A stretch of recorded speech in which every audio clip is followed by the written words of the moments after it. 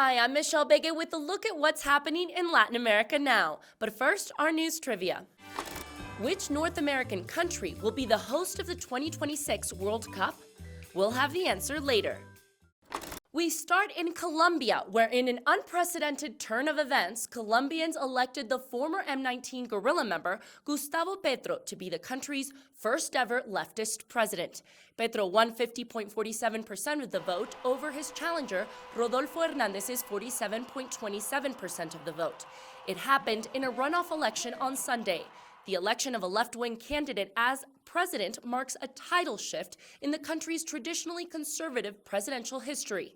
In addition, Petro's running mate, Francia Márquez, will become the first person of African descent to hold the office of the vice presidency. Indigenous-led protests against President Guillermo Lazo's socio-economic policies and rising gas prices continued in Ecuador. Hundreds of indigenous protesters entered Quito's capital, defying a state of emergency declared in 3 provinces.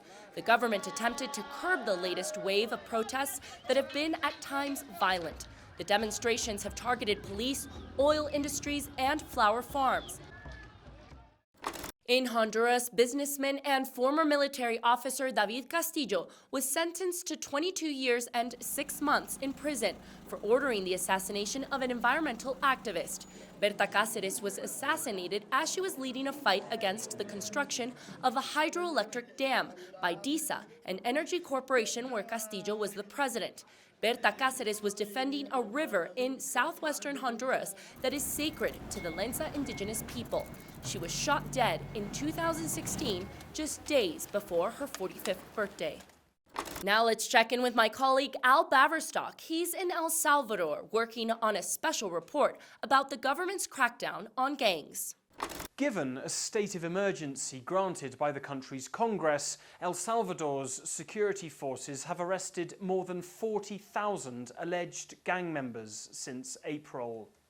In a coordinated operation across the country, authorities have used 30 years of records on the Mara gangs to round up members of the Salvatrucha 13 and the Barrio 18, who for years have terrorized the country with near impunity.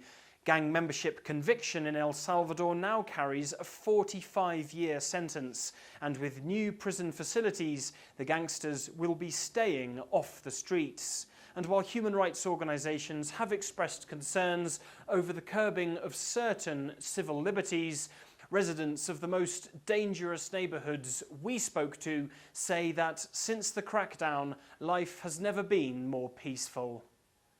Now let's take a look at what stories we're following for next week. First, Brazil continues to investigate the deaths of journalist Dom Phillips and indigenous advocate Bruno Pereira.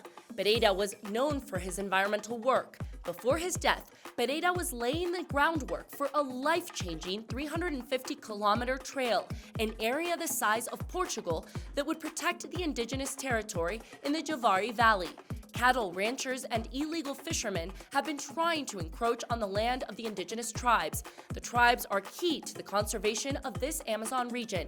Pereira was helping the indigenous develop a surveillance system that would aid authorities in cracking down on illegal activities. And second, we're following the closure of a smelter facility at one of the world's largest producers of copper. Chile's state-owned Codelco needed to upgrade its Ventana smelter facility after an environmental incident sickened dozens of people, including children. The government announced it will instead opt to cease operations entirely.